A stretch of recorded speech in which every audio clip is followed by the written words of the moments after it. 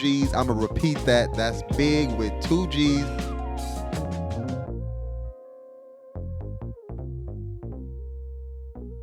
Welcome to another episode of the Bigg Umbrella Podcast. That's Bigg with 2 G's. I'm going to repeat that. That's Bigg with 2 G's, the Bigg Umbrella Podcast. I'm your host, Poncho, and I want to welcome on Azael, mostly known for slapping the shit out of people, but y'all about to get to know him a little better. Welcome on yourself, man. How you doing? Thank you, bro. I'm doing great. How are you? Oh, I'm doing good, man. It's been a long time coming. I know motherfuckers always say that, but that's just actually the truth. I remember I hit you up a while ago to get this, but this actually here. It's nighttime over here, but hey, you back in your hometown. Fuck yeah. So I'm gonna let them know a little bit about yourself. Well, I grew up here in San Isidro. I mean, for the 92154. Mm-hmm. I think it's split up into two different areas. Yeah, because like what, 92173? Yeah. Like that was me, because I grew up in San Isidro for sure. I grew up in like right on top of San Isidro, so Iris Avenue. I think that's the border. So let's say like South Bay and San Isidro. So I only say that's the only thing that separate like San Isidro. It's like it's almost San Isidro, but it's like right like but you said that cut. Right so it's outside. Like it's South Bay. So I still consider it San Isidro. Oh, for sure. And mainly because I would always just get my bike and go out to West San Isidro Boulevard. And it's like a bicycle. Yeah, bicycle. Just going over there, visiting my wife now. But yeah, I grew up in San Isidro, San Diego, all my life. And then finally moved out of the country. Now I'm living out in the Caribbean. Even before you get to that, okay. You back in San Isidro, what was it like growing up with a twin? You got a twin brother. Oh shoot, I got a twin brother too. So you Azael and your brother is like Uriel, right? Uriel. Okay, yeah, because I know from high school, so that's why I know from way back when. So it's like, what was it like you growing up with a twin brother? Oh, bro. And even like we gonna even get on like now, but like back then when you growing up, what was that like growing up with a twin brother? It was great, man. You know, you growing up in the South Bay. You know how it was, fighting in the streets, like getting down with anyone that was talking shit. There was a lot of people always trying to bang on you for no reason. And just having my twin brother was always great because there was never a moment where I had to be scared because my brother was there. There was never a moment where he had to be scared because I was there. Right. So it was sick, man. I think we grew up different from other guys in our community just because we were there to protect each other. So it was fun. It was a fun years of our life, especially with my twin brother, just being able to just fuck around and not get in a lot of trouble because I have a twin brother. I think it also just got us out of trouble, man. People were probably just tripping after seeing us. Like, oh, twins, shit, yeah. And then that would break the circle from we're about to get in trouble to, oh, there's twins. Like, oh, that's cute, blah, blah, blah. And then it would just diminish the punishment of whatever we were gonna I don't know. So with y'all growing up, like people always know y'all as twins. So was it hard to like develop yourself as individuals? Nah, I think actually yes, and I think it was our 6th grade that kind of gave us that opportunity to, because we were always in school together every single year from preschool to 5th grade. And then 6th grade was the year that they ended up saying, you know what, we're going to put you guys in separate classrooms because of shit like that. Like, you guys need to start being used to individuals. So I think that made it, at first we were like, we don't really need that. Right, that's what I was going to ask. Like, when we first hit you was like, wait, nah, why are you in my class? But it never hit us like we didn't want, like, I don't know, we never fought against it. We were just curious to know why they decided to do that. And we were always like open for it because we were like, fuck it, it happens, it happens. So I think that gave us that opportunity to become our own individuals. And I think it was at 6th grade, so 7th grade, 8th grade, and so on. We were able to kind of like drift apart a little bit, and develop our own individual lives. Even though we still would kick it every day and live in the same fucking room, we were still able to develop our own lives. Maybe he got a few friends that I didn't have. I got a few friends that he didn't have. Yeah. And at the end of the day, we would mix in together and still fucking just form that. Was there ever like competition between y'all? Fuck, I think so, man. So we grew up around sports. It was always just like who's better, who could hit the ball better in baseball, who could box better, who could. And there was always a competition with like when we would get down in the streets, like street fighting. it was like, who's the better fighter then? And then like it was cool because people would just know me as like the hard hitter, the fucking knockout like person, and he was known to just like fuck some motherfuckers up, just like I don't know. What was even making y'all want to fight so much when y'all was young? I think it was or just up till like what age? yeah. I think it was just I think part of it, my brother liked to fight a lot, and he liked to prove a lot, especially to kids around our community, always acting tough. But I think another aspect of it was just there's a lot of bullies out there, man, and we just hated bullies. So growing up, I think there was a lot of moments where, especially sixth grade when we got split, seventh graders coming in too. Because I would probably go with my girlfriend. He would go with his girlfriend. Seventh graders would come in. Eighth graders would come in. And we were in sixth grade. And they would try to, like, bang on my brother just because he was alone and stuff. And then I would get called. And then that's when all that, like, big fights would It was like, fuck that. It's like, I'm about to come help my brother out. Yeah.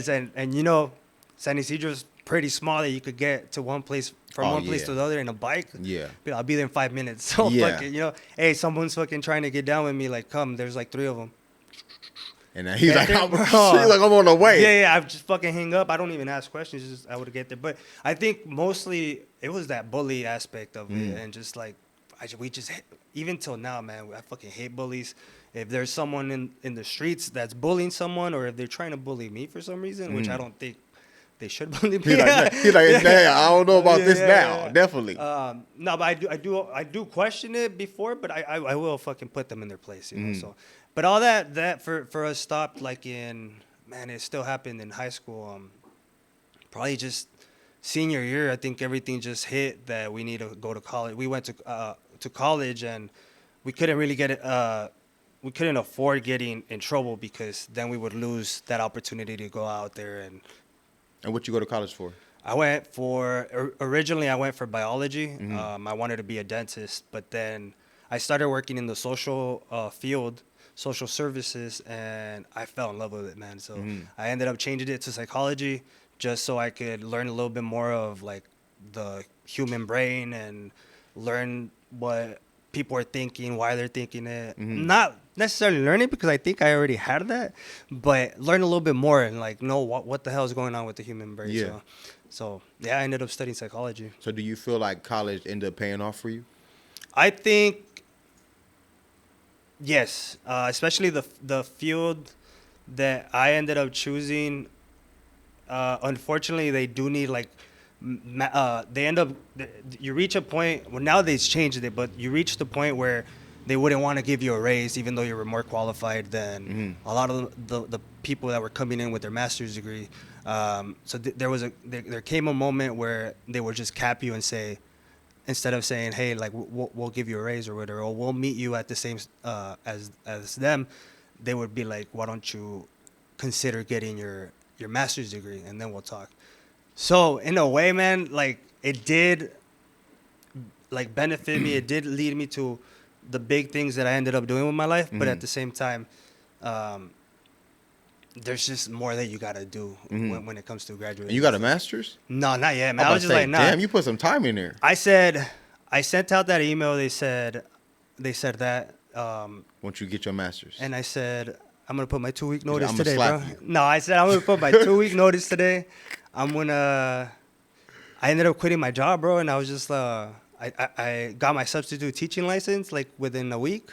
And just started subbing. Oh, damn. I became a substitute teacher because I was like, they're paying me more to be a substitute teacher than this other job. So I was like, I fucking love my other job, though, because I would work with people with developmental disabilities. So you're like, whatever, what you think of special needs, that's what I would work with. Oh, word. I was a counselor for them, and I had like 100 that wasn't clients. the easiest thing. Nah, bro. It was just, it did take a little toll on me because it was like, I love this shit. Like, and I wasn't asking for a raise, you know, like, just because, like, there was a lot that I was doing. Hell you yeah, know? like just because like I didn't even know the job you do, but now that you say that, now I got my mind going different. So I ended up quitting and went to subbing. I sub middle schoolers. So you don't work in that field no more. Not right now, but I'm still trying to open up my own agency. Okay, I probably shouldn't ask you some other questions. But no more work. I ended up doing the subbing until I moved out to the Caribbean. after What grade was you subbing, like? middle school and high school, but I was Oh, sticking to that middle school, shit. and man, the middle school, They mean, ain't they? they're mean, bro. I was just like, I'm a cool guy. I was like, Yeah. I think I'm a cool guy. Like, Yeah. I'm over here texting my girl, like, I'm cool, man. Like, I'm cool. He asking himself like, oh shit, like they got me feeling like I'm not cool. They What was that experience like subbing for middle school? And you the sub, so everybody always like think of the sub like, oh, we could do whatever we want with the sub. Yeah, no, man, it sucked. I'm not gonna lie to you. And you was able to control your temper and shit. Not all the time, bro. That was gonna be my next tip. That was gonna be my next one. Not all the time. There was a moment. I think it was the last day of school. I ended up subbing for this 7th grade class, And this is different schools you sub for? Yeah, but okay. I was mainly trying to like stay around Southwest, Montgomery, Mar Vista, all the schools that are in our area. I wanted to stick around there just to see what kind of kids are let me see what y'all look like now. Yeah, and just like see what they're doing, what their behavior is like, and I was like, it brought me back to me being a 7th grader and acting a fool with my subs, and I was like, damn, why the fuck were we like that, you know? But yeah, I was going back to your question, have I ever like gotten so mad? We were in a science class, and in the science class they have their sinks. They have stations pretty much in the science classes. Exactly. Because they have and students just ended up playing around, and one of the sinks started wetting pages of a book, throwing it in the class, and I was like, yo, you guys gotta chill, at first. And then again it started going even worse. Bam, bam, it started, and they're not listening. They weren't listening, so I was like, yo, whatever. The bell rang, everyone started leaving. There was a mess, everything was wet on the ground, wet paper on the floor, no one was helping. I was like, yo, what the fuck are you guys doing? Like, get the fuck in there. You can't talk to us like that. I was like, I could talk to you guys however the fuck I want. I was just like, I was so mad. I was like, how can these kids do that, man? But yeah, 2 of the kids ended up staying after, and they're like, yo, we're so sorry that this happened. Did you get in trouble? Like, Nah. Oh, I would have been like, I would have been surprised. Like, did anybody like tell their mom, or somebody had you on camera that or might some have been shit? That might have been my last day subbing Like, too. that was yeah. it. That was the reason right I was there. just like, when I quit my job. He knew he was leaving that day. No, but when I quit my job being a counselor, I had told my wife, I'm gonna quit. I'm gonna get ready for the island, and we're gonna make shit happen without a job. We were gonna do shit. So that day was just that day that I was just like, fuck subbing, fuck everything, Like, and y'all doing all this weird shit, throwing shit on the ground, this paper mache, that's gonna be hard for me to pick up. Like, hell no. Bro, it was hard times, but I think looking back at it now and going to Grenada and doing the slap shit that I do now and being back to San Diego now, I think I'd come in, maybe I went in with not the right mentality. I think I went in with the mentality that this job is going to be easy. I could sub. Yeah. I didn't go with the full-on mentality that... How many different personalities you're dealing with every day. Not at all. So now thinking... And they kids. Yeah. So thinking about it now, I would definitely go back. And it'll be middle schoolers again. And I'd scream at them still again. But I don't think it'll get to that point, because I think I'd come in a little bit different, present myself a little bit different, talk to them a little bit different, and not just go in there and say this is gonna be an easy day. It's gonna be a fucking hard day, because these kids are. Because they go through shit too. It's so they come to school, and sometimes they outlet, they gotta get their shit through. Yeah. And sometimes they take that shit out on you, and they gonna always expect you being an adult, you're gonna have to, maneuver around that. You're the adult. You gotta just maneuver around it and know how to handle each situation, and I just don't think I was prepared for that. And like you said, like they was pissing you off, and you was like at your wits end, you like, yo, this shit is not happening like I wanted to. Like, I think it was a little bit of everything that just like made me like. You got your shit too. Yeah, exactly. So I'm excited for it. I applied again just because I'm gonna be more back and forth from the States to the island. So I applied again to be a sub at the Sweetwater district. So I'm pretty excited about that. Oh well, shit, we're gonna have to see how that one goes. Yeah. Just I'm just doing it maybe three days a week, just to like some extra money and some shit. extra money, just to and it's something change you like some doing. lives. I'm excited about it. So did you end up? Because I heard you kept on saying your wife, and you still pretty young, right? Yeah. Yeah. So did you end up you got married early? No, we got married 2 years ago. So you was in a relationship for a long time. For a long ass time. No, not like that. No, I didn't even like. No, it was a long ass time. We were for a long ass time. We've been together since middle school. Word. Yeah, bro. She's my little middle school sweetheart. We met when she was fresh out of 6th grade to 7th grade.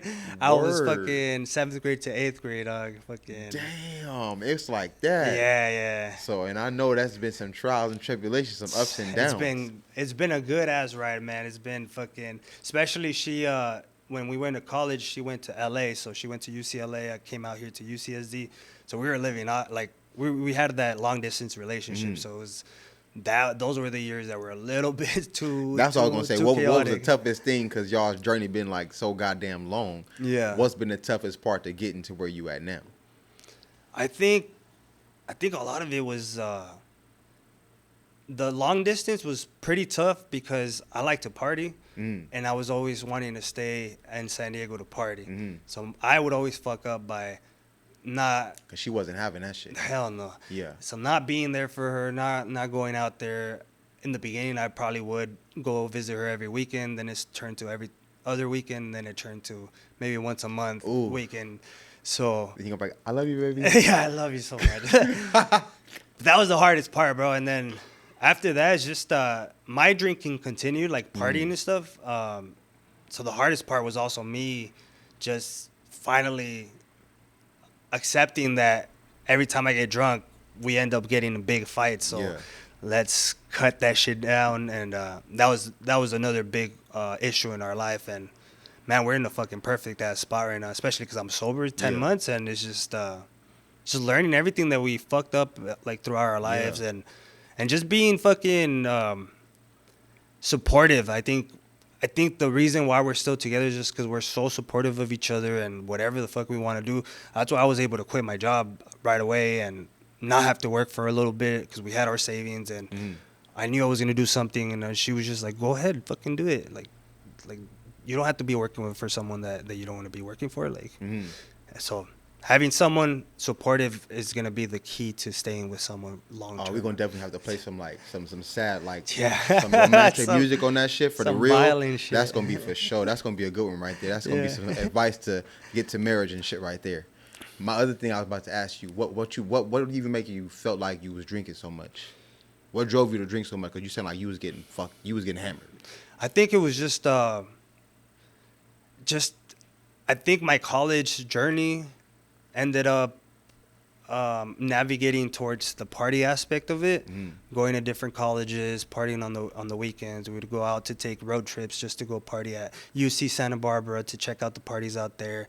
So I think it was just the journey that I decided to take, just kind of like, it didn't let me fully take advantage of what I was doing out there in college. It didn't let me like fully take advantage of I always wanted to be a boxer. Didn't let me take advantage of, instead of going out to drink, because I was getting faded. Instead of fucking going out on the weekends to party, I could have been at a boxing gym and you know, the time management. You know, alcohol fucked up my time management. I just couldn't figure it out. So I started dimming it down when my wife was just like, you know, I've had it. Like, you know, So I'm about to leave you. Yeah, she keep this shit up like, yo, we not gonna make it. We're done, yeah. So then I was just like, nah, that's when the smelling salt kicked in. You was like, oh shit, she talking some real shit. Yeah, no, and I knew I had to make some changes. It was taking me a while to do the whole shebang at once. Right, to go cold turkey is like, yo, this is a lot. But I started little by little, maybe not getting like super fucked up every weekend. Now it was like, now let's do it every other. It's not, hey babe, I'm making progress. It's not every weekend now. You can't say every weekend. So from that though, those weekends were still a little bit problematic. Cause she like, I want this shit to be over with. Yeah. And I think she gave me an ultimatum, and that was a big thing for her. And I was just like, fuck, I hated that idea of an ultimatum, having to fucking follow a rule from. Because that's like in a man, like your pride and ego get caught up in like, nah, you're not gonna tell me like. But then you at the end of the day, you be like, well, she is telling me some shit that's like better for my life all around. All around, exactly. Like not even just in our relationship. This is gonna make me better in everything I'm trying to pursue. Yeah, so I think when I joined Power Slap, shit happened in the Power Slap house. I was in season 1. It's like the Ultimate Fighter. They had unlimited alcohol, IPAs, wine, vodka, tequila, whatever the fuck you wanted. And I was taking advantage of that. And not every single day, but the first day that I got there, I got really fucking shit-faced. For no reason, too. Like, we're in the fucking house full of dudes. Like, what the fuck are we going to get drunk for? But I decided to get fucked up because I had just got in the house. And I was like, you know what? I don't have my next match until next week, so I could afford it one day. And I ended up fucking causing a lot of trouble in the house. I got kicked out twice to a hotel by myself. That's because when you was drinking, like, you was going off the just off people the were wires talking and shit. But it comes back down to that bullying shit. That bullying shit, bro. A lot of these motherfuckers were bullying, or they were just navigating the situation in the wrong way, and just I wasn't having it when I was drunk. You know, if I already have a rough time dealing with bullies when you was a sober, child, and just sober, man, with alcohol, bro, like I don't give a fuck. I'm just like I don't give a fuck. Like I'm gonna put you in your spot, you know. So and even before we get into the part with you in the house, how was you even introduced to the slap league? Because that shit for me, that shit came out of nowhere. I don't even know how long they've been up and running. So you know, my first experience watching. What is Power Slap anyway? That's just Power Slap is. That's what it's called, right? Power Slap, yeah. Right. So there's other slap leagues. I think they're called Slap Fight Championship. That's where it started. Like all the slapping, the sport of slapping started with Slap Fight Championship, I believe, or other Russian leagues. The sport of slapping used to be slap boxing when you with the homie. That's what, and that's what they call it, slap boxing, but it's not really slap boxing. No. You're hitting each other hard. Yeah, this is completely different. So so Dana White ended up just wanting to do his own fucking league in slapping. He's like, I can make this better. I can make this fucking like insane. And he posted it. I think they had a run in March of 2022. 2022 they had a run where they invited like 30 people and they just let them smack the shit at each other. None of this. Some of them was recorded, but the other aspect of it was them. And you was there for that. I wasn't there for that one. Okay. Yeah, but some of the guys that are in it right now were from that March event. It wasn't even it was just like they had them just competing and recording, and if we liked you, we're gonna continue with you. Yeah. So then from March to December. March to we started. I saw the TikTok. Dana White posted a TikTok in, I think it was September. He posted a TikTok of him just saying, "Hey, what's up, everyone? I'm starting the biggest slap competition ever. If you think you got what it takes," I still remember that shit just because I fucking applied for it because of that. If you think you got what it takes, or you're interested in getting in this, go to the link in my bio to apply. Yeah. So I was just like, just fucking grab my phone and just applied. I didn't tell my wife or anything. I was just like, Dana White probably has a lot of people already in mind. At this point, I didn't know about the March event. Like I didn't know shit about that. They already had something. This is the first time you see it. Like, oh well, I'm interested. Yeah. So I didn't know. So they called me up 2 weeks later. That's when I tell my wife, yo, like some guy he says he's an Ultimate Fighter producer, hit me up. And what you submit that made them even hit you up? That I had to submit, obviously, an application where they asked you questions like, why do you want to be a slapper? Why do you think? It's basically like an interview type shit. Yeah, and then kind of like a resume in that application was like, what sports have you played? What experience you have in combat? Mostly questions like interview style. Yeah. And then they also wanted some pictures of yourself with like what your frame is, like just so they could see how you are as like a person, as well as what frame you are, what physique you have. And then they also asked for a video of you either hitting something really hard, slapping something, punching something. So I ended up I usually go to the arcades and fucking break records on the punching bag. Yeah. So I sent them a couple of those videos and they're like, all right, you hit fucking hard as fuck. Yeah. Like, you know. So I ended up explaining the whole situation of me and my brother growing up and getting down with everyone and fucking and just submitted that shit and so they like that whole. They seen the videos, the stories. They're like, okay, I like what you got going on. They liked all that shit, and but when I got the call, I really was skeptical about it, and I was like, you know, this might be a scam because I sent an email originally to like I guess their headquarters or whatever runs the email, and then they send it to maybe the other their sub producers. So they probably this email sent Originally was you from sent it to this person, but then they hit whoever me up from replied another, back to yeah. you was like, "Wait, I ain't even talked to you yet." Yeah. So then I ended up emailing that first one, and I think it was the president of Power Slap hit me back up right away and said, "Hey, you wanna get back to this person? It's not a scammer." And from there, man, they said, "Nah." He explained everything. He explained that the way it's gonna be like the Ultimate Fighter. And this is him talking about you coming into the house. Yeah. Uh-huh. So he said he didn't give the full details, but he said we want you to come. This was in October. October when I got the call. October like 3rd. Whatever the date is. And then he said we're gonna fly you out to Vegas in November, so in a month, and you're gonna have a qualifying match. We want to see how you compete in Parasite. We want to see they're gonna want to also see your persona, your character. Because if you win and you don't have a character, if you win that you're boring, they're not gonna get you in the house. I don't even care that you slap the shit out. Yeah, I'm boring as shit, bro. That's what got me fucking like, fuck. Like I gotta fucking change. Am I gonna be good? Am I gonna be bored or what the fuck? So it was. But did you feel like you had to show out? Yeah, I think for me it was receiving the fucking hits and not moving. I wanted to just take all the hits, and which I did. Every single round was just me eating them and just fucking looking back at the guy and just like nodding my head. That shit like, didn't faze me. Yeah, I couldn't really bring out that like because I was still kind of like just weird, not weirded, but like it was a different situation standing there and getting slapped. So I was like, okay, maybe the first one didn't fucking sleep me, but maybe the second one could sleep me, or maybe the third one. So in my head, I couldn't really get out of patient. Yeah, I couldn't get into character and be like aggressive or anything because I was like, bro, what if I fucking be like talking all that shit and all of a sudden, yeah, that's exactly what was going on, dog. So, but yeah, they flew me out, and we ended up meeting with some of the producers. We met some of the guys that were also there getting picked up from the airport, and some of those guys that I met were from March. They were talking about it so casually, so I was like, "Have you guys done this before?" And they were like, "Yeah, we were here in March for this.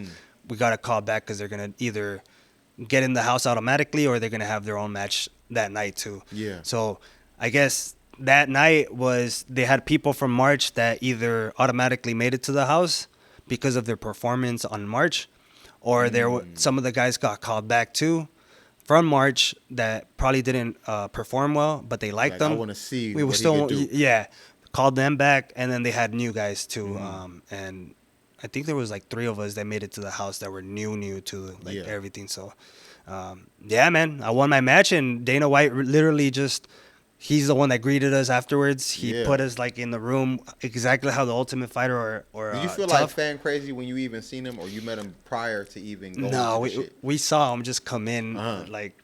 And when you saw him, what was your first thought in your head? I was like, dude, I'm about to be in a Dana White, but I'm about to be in a Dana White organization. I'm about to fucking do shit, like, big shit with them. Yeah. Like, I'm not just here to like fuck around. I'm here to fucking be a part of his organization and be part of it to sell the fuck out of it and contribute. You know, not just be someone there competing. Contribute. You want to be a known figure in this fucking establishment. Yeah, so when he was there, he said, "Good evening, gentlemen." Everyone was just like, "Fuck!" Like they had that same reaction, like, you know? Damn, this is fucking Dana White for reals. That shit was crazy, man. The first time I met him, bald-headed guy, his fucking big ass smile. He fucking genuinely was happy to have us there. Yeah, you could tell that he was ready to make something big happen with his with Power Slap, and all of us knew we were going to be part of it. Maybe some of us weren't going to make the cut. Some of us were. Even those that didn't make the cut might get another opportunity in the future. So it was great, man. Just meeting him and him being genuine with us. And how long did you have to stay in the house? 2 weeks. And it's just straight up. All right. So what happened was I don't know how much you could tell or no. Not. So they when you're ready to get in the house, or for us at least, we were in a hotel room, and they said, "Yo, pack your bags. Everyone needs to like pack everything. Give us all your electronics. They don't want anything in the house. They don't want They don't want communication with outside people. They don't want music. We didn't have music. We didn't have music. It was mostly because of the copyright stuff. Right. When you have cameras everywhere in the house. So no music, no phones. Doors were taken off of each room. So you had to fucking talk to people or fucking hear them and fucking. What if you sleep naked? Damn, bro, you sleep naked next Then to a man. they gonna be recording you. They don't record when you're sleeping. Oh, okay. Yeah, okay. You take all that shit off. Okay. But yeah, bro, it's just we were there for 2 weeks. No nothing. No fucking. So you couldn't even like hit up your family, like tell them about, because then you'll probably leak the experience or whatever, tell them something happened. They did do at the end of it was like the second week. Sometime the second week, they let us FaceTime or video chat with our with your loved ones. They probably showed that reaction from you getting to talk to them. And they didn't show everyone's reaction, but they showed some, and it was cool, man. Like, even if they didn't show my reaction, I was a little salty that they didn't show it. But I was like, we wanted to get some time, but it's all good. I was happy, man. It had been like a week and a half without seeing my wife. Yeah. And she was out in the island by herself, so she lives in Grenada, and she was out there. We were used to the first year just being together, or anytime I'm always there, but it's another country. It's why like, you live out there? She's studying to be a vet. Oh damn. Yeah, she's about to be a doctor. So you be going from out there back to out here in San Diego, and then where do you go for the slap league? Vegas. So you be having to come back and forth like that. Yeah. Damn. It's a lot, bro, but and then you said she's going to school out there. She's going to school, yeah. She's doing 2 more years out there, and then 1 year here in the States. We don't know yet where. Oh, she's dedicated. Yeah, bro. She's fucking hours and hours of fucking like work. Yeah. I'm just like, I can't fuck around anymore. That's part of the reason why too. Like, no alcohol. Like, if she's fucking doing something like this, like if she could put forth this discipline and effort, then so can I. Yeah, and it'll help her too with her own mental health, just being happier and not have to worry about my dumbass. Yeah. And so, getting back with you in the house, what was your best experience in the house? I think the best experience in the Power Slab house was the house was sick. It was a good living space. Yeah. They had the grills outside where we could just grill. Oh, they give you your own food, whatever food you want. You put that in the list. You put in an order and they give you this shit? No, you put in, like, in the mornings you could write, I need salmon, I need chicken, I need steak, I need rice, I need deodorant, I need blah, blah, blah, and they'll bring you all that shit. Not even if they feel like you're getting greedy. Nah, some of the guys were getting greedy as fuck, and they were just like, nah, like, chill the fuck out. Like, okay, they gotta cut you off at some point. They do, but when it's reasonable with, like, your diet, for sure, because we're athletes, like, they want you to make the weight, they want you to perform the way that you're gonna perform if you're eating a healthy diet or you're eating your own diet. So with food, it wasn't too bad. There was some guys ordering some, like, tomahawk, like, $150 steak, and they were like, nah. No, we're not doing that. We're not doing that. But other than that, it was the food. I think I really enjoyed just having everything that I needed available. And then there was a jacuzzi in the house. So it was pretty. I was there every night, just fucking. So, like, it was this whole setup and experience for you was like, that was the best shit. Yeah, I think just having that opportunity to do that, since I don't have it in my house. Like, maybe I do have the food, but I could get whatever I wanted now. Like, I don't have to limit myself to not buying that cereal or not it's like, buying. No, we can get what I'm asking for. Fuck yeah, dude. So I think that was the best experience for me. So then obviously I'm gonna ask, well, what is like the worst experience you had at the house? I seen like you had some heated moments in that motherfucker too. Yeah, I had a shit. Not a shit ton. I think it was mainly the nights that I drank alcohol, but it was like, for a lot of it was with most of the guys in the other team, some of the guys in my team. Yeah. So it was a lot of the house, a lot of the heads in the house that were like not having it with me. Yeah. I don't necessarily think that was like the most horrible thing that happened, but when they did kick me out and they sent me to a hotel on my own, not telling me if I'm kicked out of the show or not, just saying, hey, we need to talk to Dana White. Sleep in until tomorrow. We'll let you know. You wake up, it's still 12 o'clock, 1 o'clock. You haven't heard anything. Ooh, so they was pushing. Yeah, twice that happened, bro. That was the worst time for me. Oh, okay. Because then you had to like go away and fucking sit in that shit. You was like, damn, I fucked up this time. Then it's another time. It's like, damn, I fucked up this time. This alcohol fucking really getting to me. Fuck yeah, dude. And just want to touch. I've seen recently some episodes on The Ultimate Fighter I had never seen, and now that I experienced it, I saw Dana White in some of the episodes kick out certain people because they were too drunk or they were fucking up. So I was like, bro, I got fucking lucky. See, so then that'll bring me to my next question. So they want y'all to like eat good and do all that shit and do good in there, right? Why have all that fucking alcohol in there? And if they know every fucking season, somebody gonna be throwing that shit back like a motherfucker. Because, you know, everybody got their own shit. They away from their family. Some of them drink to cope, all that shit. Wouldn't it be best? I mean, it'd be best for their situation, obviously, to take away all the alcohol, because you basically locked in the house. So if you don't have alcohol, you can't get it. But for the show, obviously, if there's alcohol in it, you know somebody gonna dive in some alcohol. So that's why I be thinking, like, why even have the motherfucking alcohol up there if you want them to be healthy anyway? I think also it could be that they want to test us and see how many of these guys are actually serious. There's alcohol here. If they really, and that's why I ask. I'm like, I'm really just curious. And I think because obviously they know guys are gonna be out there and drinking and fucking causing problems and shit. But they also want to see, okay, alcohol's not the like. We don't want you to not drink. Maybe we understand you drink once a week, maybe or something. But can you control yourself? Because you're about to be a celebrity. You're about to be someone big, known. Can you control yourself when you're out in public drinking? Can you be in a house and not drink? Maybe, like, I don't know. It's just, I think it's just like being able to see how you am I gonna pass the test? If you pass the test, a certain test, I think they have little things. Like for me, in my case, I think I passed it just because even though I did get fucked up a few times, I was able to perform in my matches and beat them. I won all my matches in the house, and two. How many matches was that? So I had my qualifier and then two matches in the house. So I was able to like back up my shit and like show that I got fucked up, but I'm not this person. I'm also fucking slapping dedicated. the shit out of them. And they would see like how I was acting the other days. Like I wasn't touching the alcohol. I was just more focused on focus and just not talking and just like, okay, we know this guy doesn't fucking really drink, you know, like I think I passed the test. Yeah. So now you're making it to the end of the 2 weeks. Are people getting kicked out during this?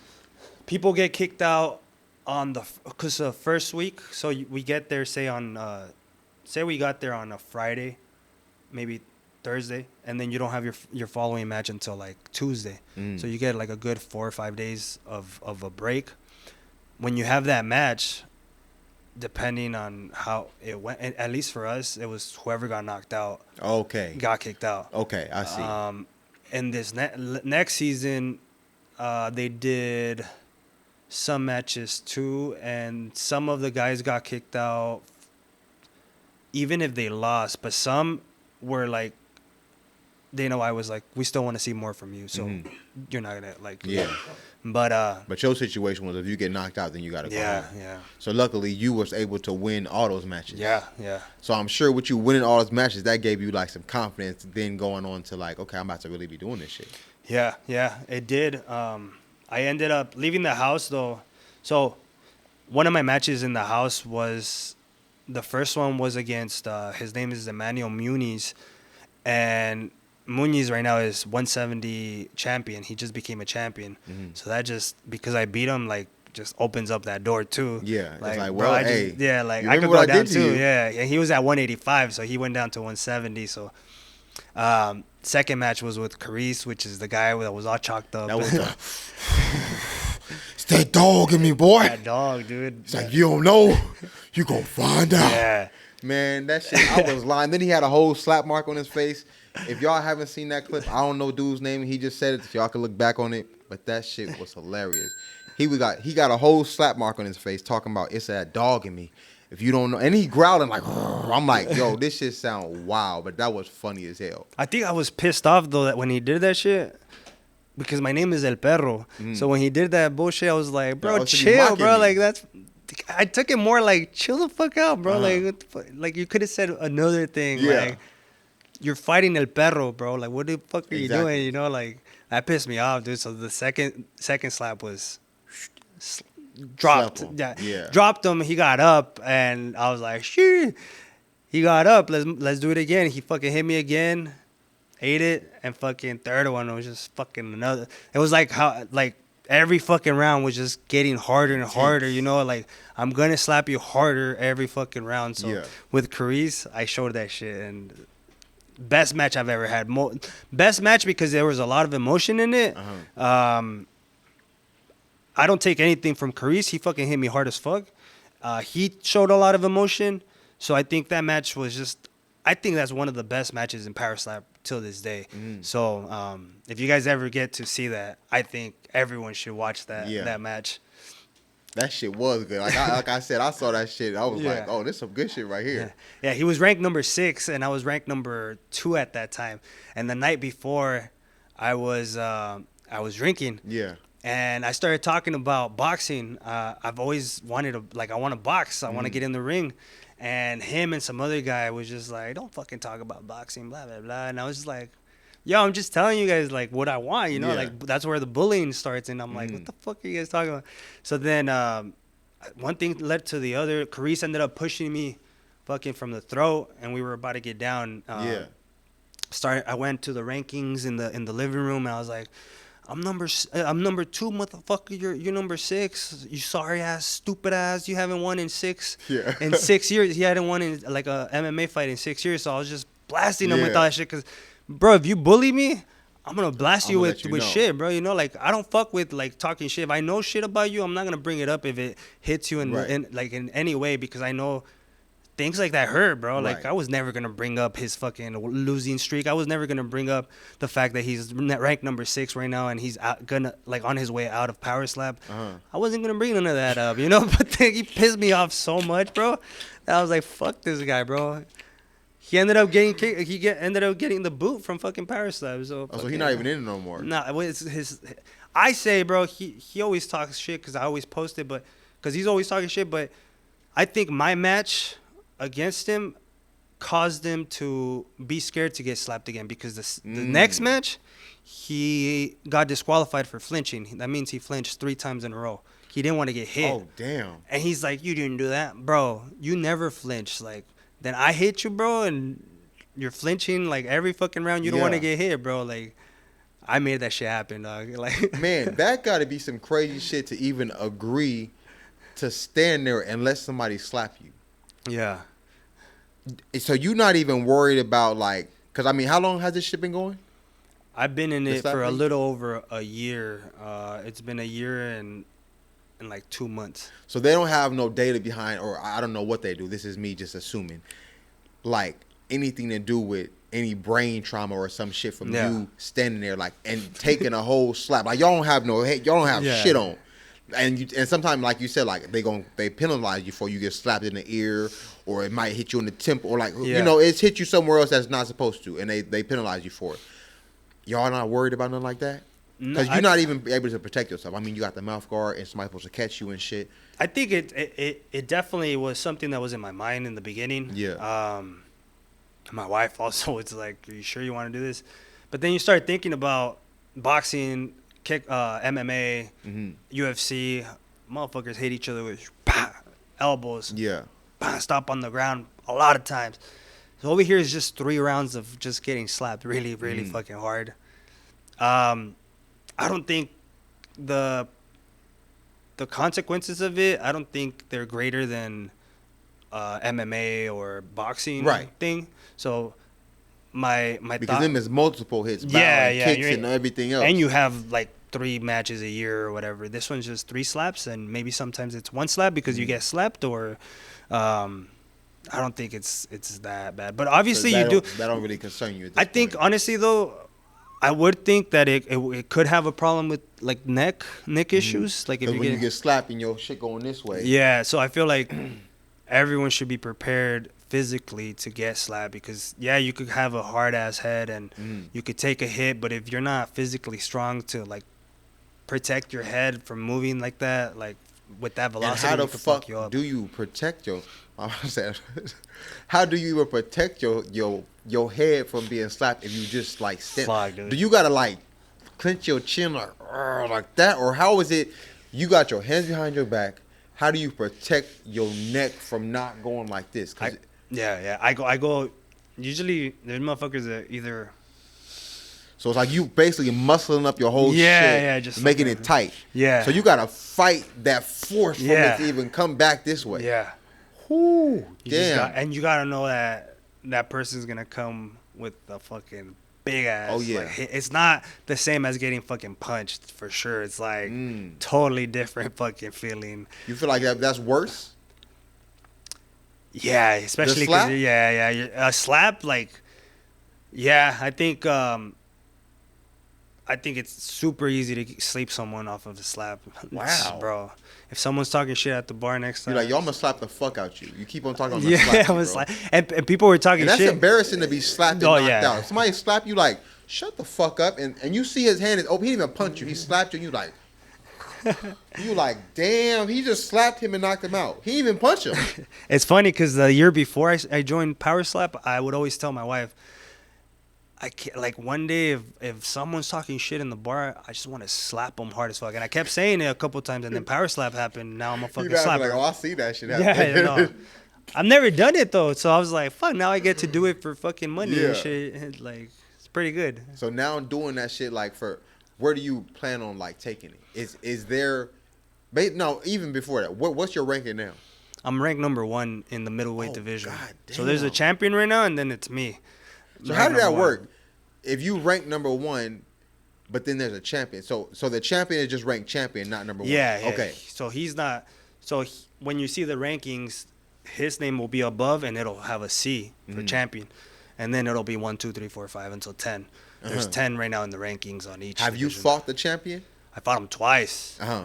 I fought him the match after Carice, the guy with the chalk. Yeah. I think I got a little bit too confident and I got knocked out. Okay. I got back up. And though. this is by the champion now, who knocked you out. Yeah. Okay. But that match was for so leaving the house. Dana White matched up the people that were gonna fight for the like vacant championship. So me and the guy John Davis ended up fighting for the vacant middleweight championship. He beat me. After that I had two tune-up matches. Beat those guys easily, and they finally gave me John Davis again. That one went fucking 5 rounds. That one was one of my. If it wasn't Carice, I think John Davis' second one was the best match that I've ever had.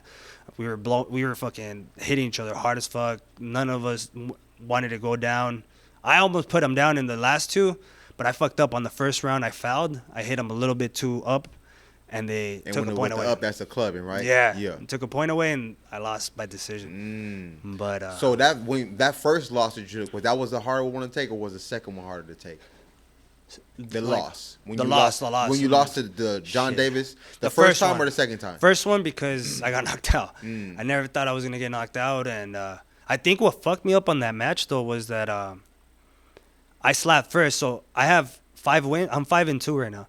5 of my wins all 5 of the wins that I have, I lost the coin toss, so I got slapped first. And the matches that I lost, I won the coin toss, so I slapped first. So my body just doesn't want to do the favor and slap first and knock him out. My body needs to fucking receive some fucking. See, and that's all I was gonna ask. Like, does it benefit you to go first to slap the person or to take the slap? I don't know, man. I think for me in personally, your situation, in my situation, I think you. It's been good to like lose, because I've lost the coin toss 5 times, and all of those times I've ate the shot and delivered something hard, as opposed with me starting the match, having that fucking pressure of like, okay, I gotta get a good one in. I gotta fucking hit him hard. I think that's something that I've been trying to like improve in my situation. If I ever fucking win the coin toss, we're knocking out in the first one. Like, we can't fuck around anymore. But so going back with John, the first one, that was the first time I ever won the coin toss. So I slapped him. I saw how easily he ate my shot, and in my head I was like, "Fuck." That shit worried you. Like, It didn't worry me. Or It just through- pissed me off. okay. It pissed me off at myself because I was like, bro, like you fucking slap hard. Like what the fuck? And so you could even see I'm ready to take the hit, and you could tell in my face that I'm just like disappointed. I'm not like this. I'm just like just fucking mad at myself. So it's also mental, bro. Mental was Fucking fucking with you. mental. I've noticed too in this slap game. That your mind is also a crucial part of you not getting knocked out or being able to take a hit, because if you doubt it, bro, that little doubt could fuck you up. Like Right. you're just not gonna fucking BS tense. That little doubt could just cause you the match, man. Fucking mental is fucking key to this too.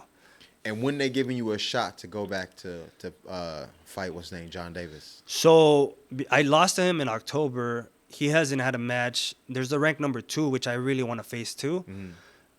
He's won 3 of his matches by KO, which I don't take anything away from him. I think that he should get John before I do. But they didn't make it happen for this But next why event. should he get John before you do if you number 1?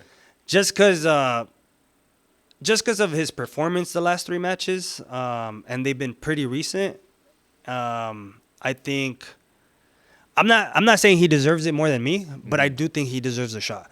So I think him, and I want him so bad too. Right. Like so I wouldn't really care if he gets John and beats John. I could maybe face Wes now. His name is Wes. Beat Wes, and then fucking have John come up to fight me for my title for the trilogy. So this fucking like little rivalry amongst all 3 of us, it's gonna be sick. So I don't know when. And with that rivalry, is that like y'all for real don't like each other or? Nah, I think. I mean, Wes does talk a lot of shit, but I'm cool with him. But when it comes to like slapping, I think amongst us 3, I think we're so confident in each other's abilities that I think it could get to the point where we're just talking shit. Like, nah, you're not. Like, I'm about to sleep you. Like, as opposed before, I had a very very respectful. Like, what was it? The face off and everything, weigh-ins, was very respectful with John.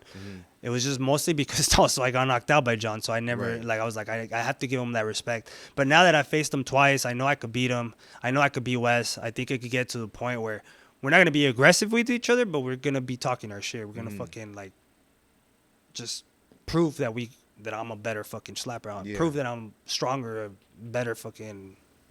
Yeah.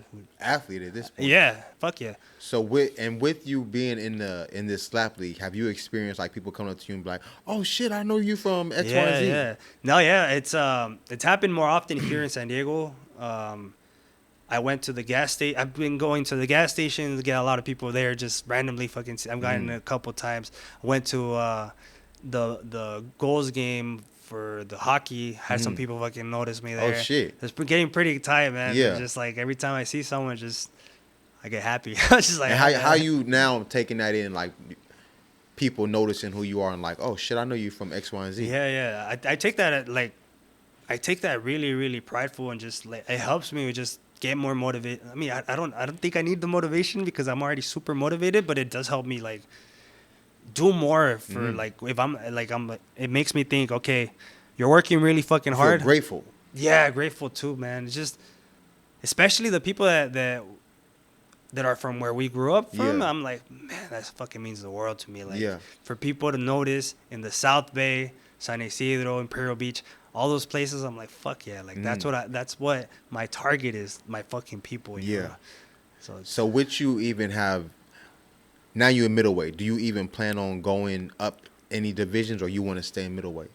So I plan to eventually, like at the end, like the later part of my career, I'm going to go to 170 because that's where I want to be competing at. I think 170, I'll dominate 170. And 170 is what? Light heavyweight or heavyweight? It's welterweight. Okay. So I think I have that in the back of my mind, but right now I'm having so much fun with the middleweight.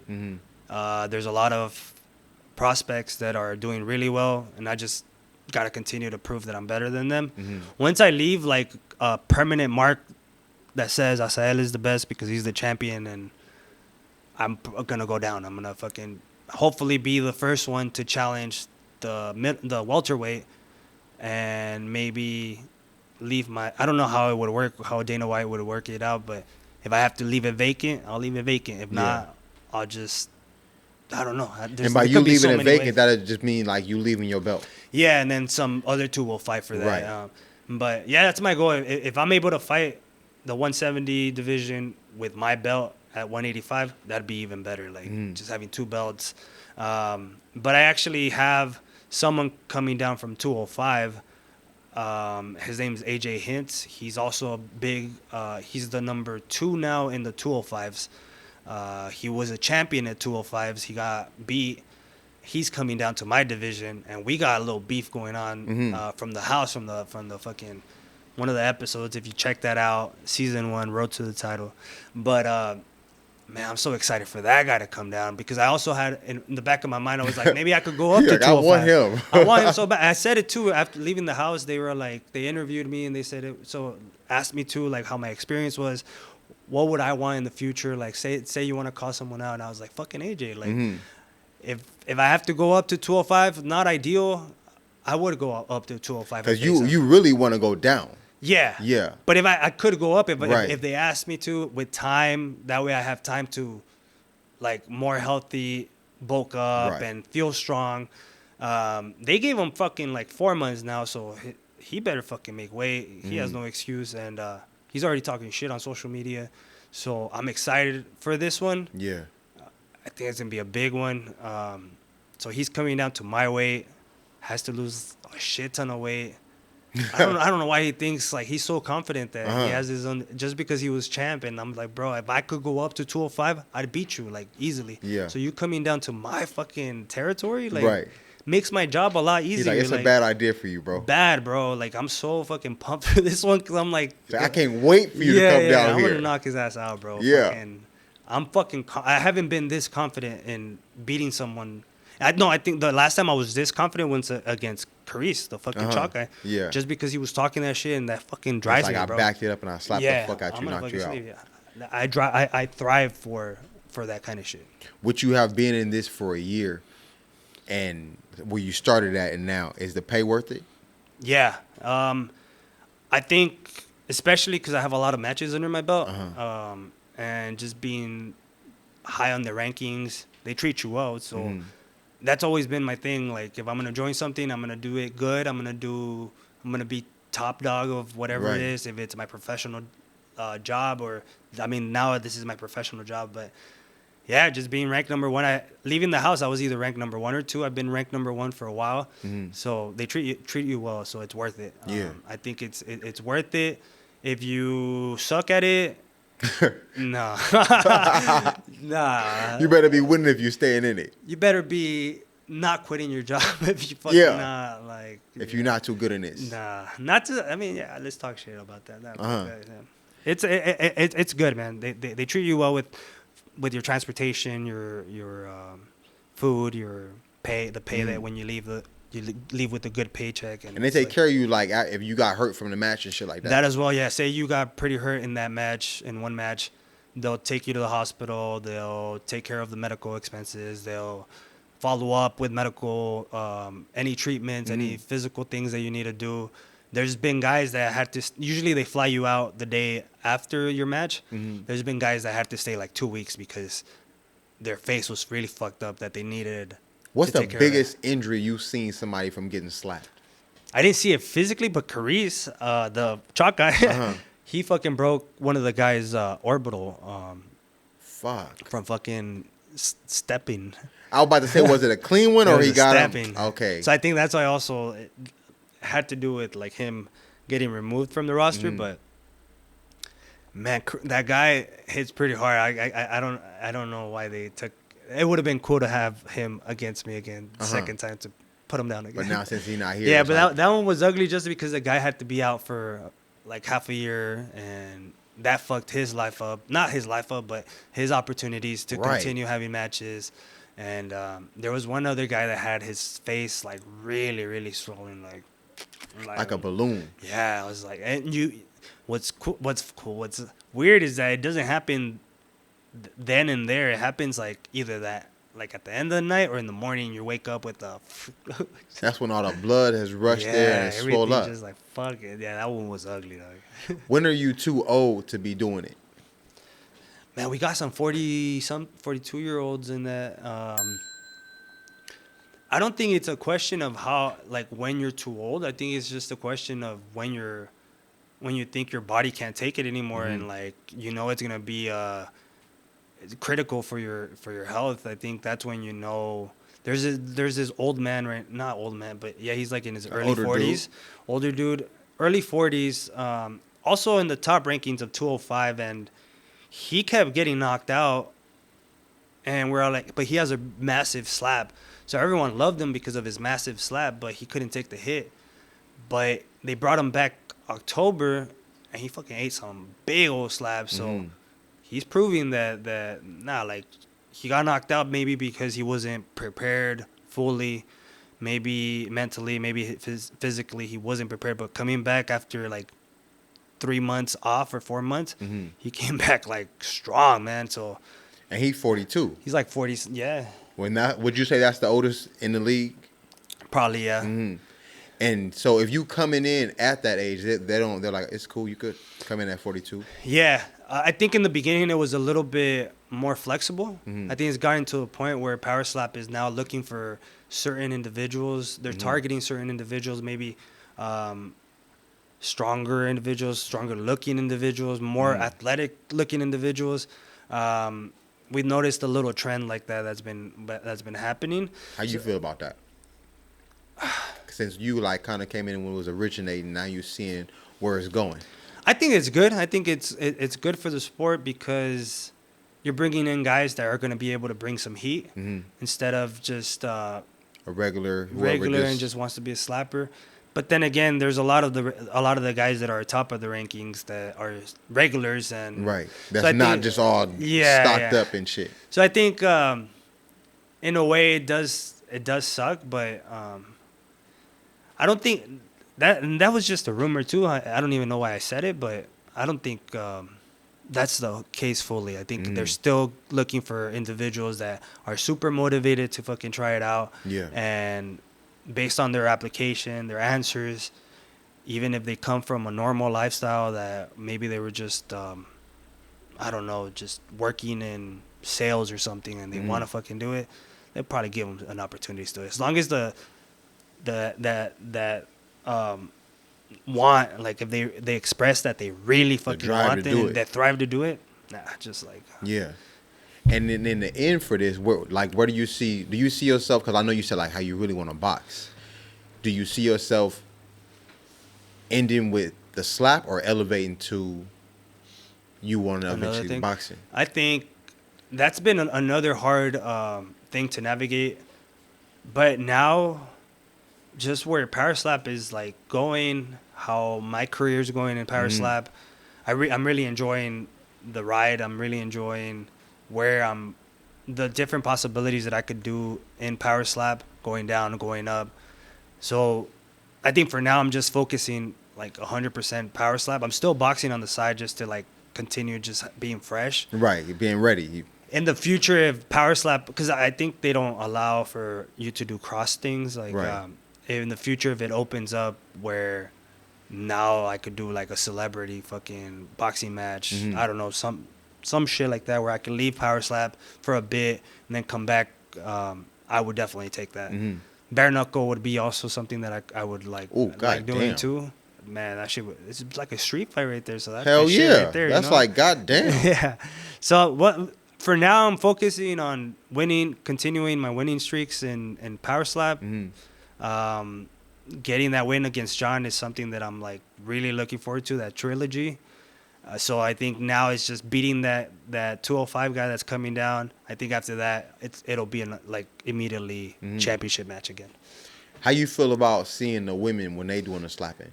I think it's cool, man. Cause I seen a couple of them too, and some one hitter quitters. Like I seen a couple of those. Those girls that they're getting, they're very qualified because they're either MMA fighters, professional MMA fighters, or they're bodybuilders, and they have a lot of strength in them. They're very flexible and are able to move. So you already know those slaps are coming in hard. One of the girls hits as hard as like us, like me, like I saw her numbers and I was like, how the fuck did she hit that hard? Will they ever do pair that like that? Nah, I don't think so. That'd be some shit like, oh god damn. Yeah, not that I'm saying that some of these girls can't take the hit. Because I know they be saying, equal and shit, but it's like, will they ever pair a dude and a woman? And it's like, I think the day that we see that, it'll be when they pair a UFC match, like some fucking 115 against a 115 woman. That would be crazy to see. That would be cool as fuck, honestly, though. I think if they ever did that, they better start off with just a slap. Not a full-on brawl. And it's like he grabbing her, throwing her, and all. It's like, maybe let's just start off with a slap. Man, I don't know. Yeah, I'm saying that would be crazy to even see that. That would be crazy, dude. I don't think... I think a lot of the guys would just be...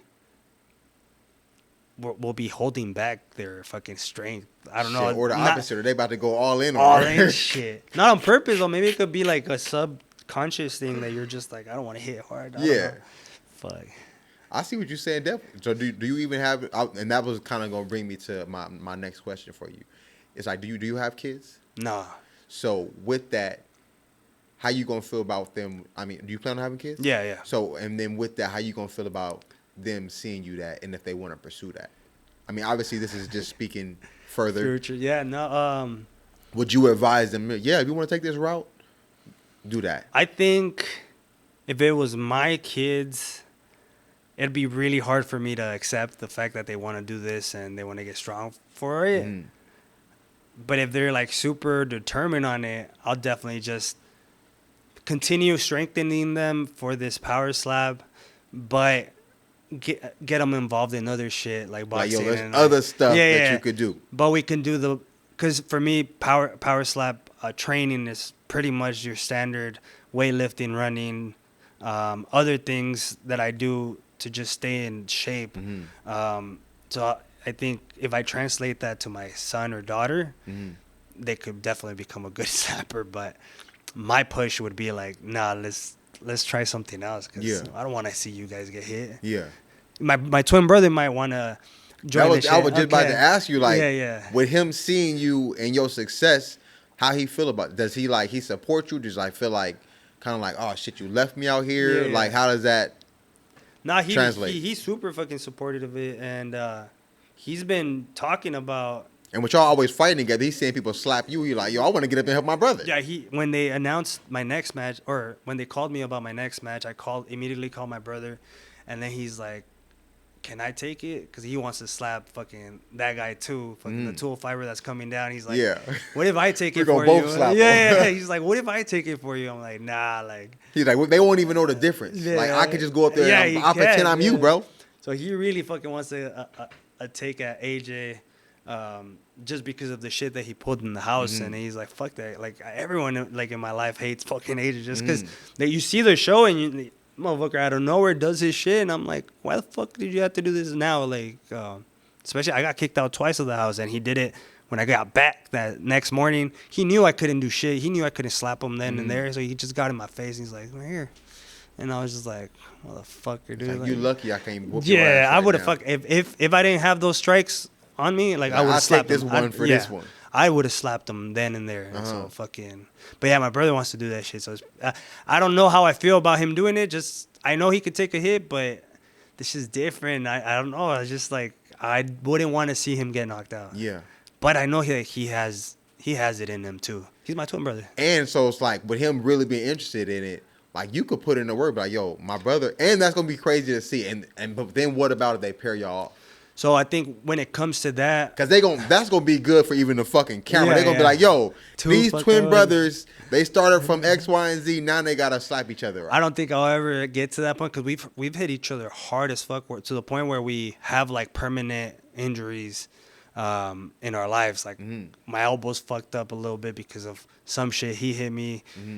I hit him so hard that now he's fucking a little bit hurt somewhere. He has a little pain. So it's like we've hit each other hard as fuck. So now it's like. And this is straight to the face. It's like This is straight to the face. Yeah. So like we're like, that's why he gets mad at me. He's like, why the fuck didn't you hit him harder? Like, you hit hard as fuck.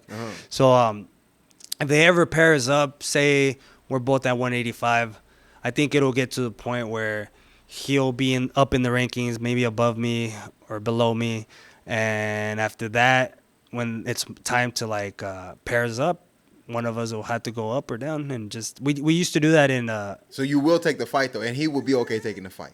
not against if each other. that ever happened, Nah, no, yeah. I was saying like against each other. Nah. So you was like, nah, I'm not gonna Nah, fight my nah, brother. nah, nah. We used to when we used to wrestle in high school, they would always want to pair us up too, because there was big tournaments, and we would be like, all right, I'm going to 160s, or you're going to 170s. Oh, okay. So we would y'all go made different. sure like yeah, they ain't even gonna be a chance for them nah, to do because that. we would go different weight classes. Yeah. For sure.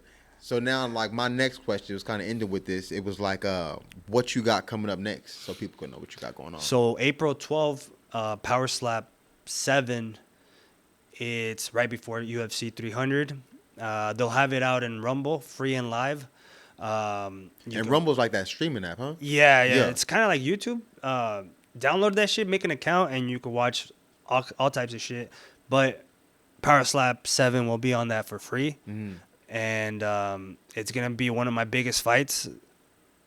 I think this is going to be the biggest fight I'm going to have, especially him coming down from 205, all that shit talking. And this is only going to happen if he make weight, right? If he makes weight. weight. He had 4 months to make weight. Yeah, so if he doesn't make weight, bro, because he already started talking shit on social media. So I'm like, why are you talking if you haven't made weight, bro? Yeah. Like, don't fucking. He still talk. got a lot to go. I don't know. I honestly think he does, just because when I see him getting ready for because we lived together for 2 weeks, and I've seen him how he comes back from to his events at 205. He probably walks around at like 220, 230 pounds. So that's fucking. That's a lot. That's a lot to lose, dude. Yeah. So I think he accepting this fight kind of fucked it up for me, just because there might be an alternate that is going to replace him. Mm-hmm. Not that alternate is not going to give me a good match, but he is lower in the rankings. So they ain't going to really look at it as like a good, it's you beat this dude who down here. Now, if you would have beat him over here, yeah. Okay, now we talking. Especially because he was champ. Right. He was a champ. He's ranked number 2. Coming down now to 185, I think it's a perfect shot for me to just knock him out. And this is AJ. And this is AJ. Okay. AJ Hintz. Yeah, I'm excited. I'm hoping. So that's all we hoping that we're he hoping, make that man. weight. I think this whole week I was just in a bad mood, just because I heard about the alternate, and I was just like, no fucking way. I was just so angry. I was just like, bro, like. And the fact that they even saying it is like, damn, that y'all even saying this alternate is like, that is y'all throwing it out there. That, and also to top it off, he was notified maybe like 2-3 months ago. I was notified like last week of it. Oh, damn. Yeah, so he had all that time to like prepare. Make sure he's going to break this weight. So they barely told me like last week. So it's like, bro, don't fucking fuck this up for us. Like, so is it, and are you staying updated as to what his weight is? Nah. Oh, okay. Yeah, okay. I don't talk to him. And who was it? I think there was something on YouTube that they posted, a Slap News. They asked someone from the heavyweights that talks to him, and he said he's walking around like, I don't remember what the number was, but he said he's gonna be good. And I was like, those numbers aren't good. I was like, yeah, because that's a lot of weight to lose. Whatever it is, Yeah. you got 205 and you got to get down. I think it was like 215 maybe he said, or shit. I don't know. It's just like, that's better for me though. Like, but I hate to say that's better for me because I'm gonna beat someone that's gonna be easy now. Yeah. But it's not my fault. Like at this point, it's not my fault who they like, put in front of me. Like if I gotta slap little dude down, then I'm gonna slap him down. Yeah, bro. So now look forward to that April 12th, and the official announcement should be coming out after this weekend's UFC matches. For sure. Hopefully, that's what I'm assuming, or next week. But yeah, that card, not just my match, Power Slap 7 is gonna be big. Power Slap 6 was so big, like it was one of the most entertaining slap events that they've had. Yeah. Power Slap 7, I'm assuming is gonna be even bigger. And Power Slap 7, what was that date for that again? April 12th. April 12th, and you could check that out on Rumble, and it should start around 6 p.m., 5 p.m. for the prelims. Mm-hmm. Bro, it's an epic event. And this is you gonna be on there. I'm gonna be on there. So they gotta catch it. Yeah. For sure, bro. I appreciate you for coming. Appreciate on here, you, bro. I appreciate you, man. Hey, bro. Always, dog. let's get some tacos, nigga. Can we really get some tacos? You trying to get some tacos? Let's get some tacos, nigga.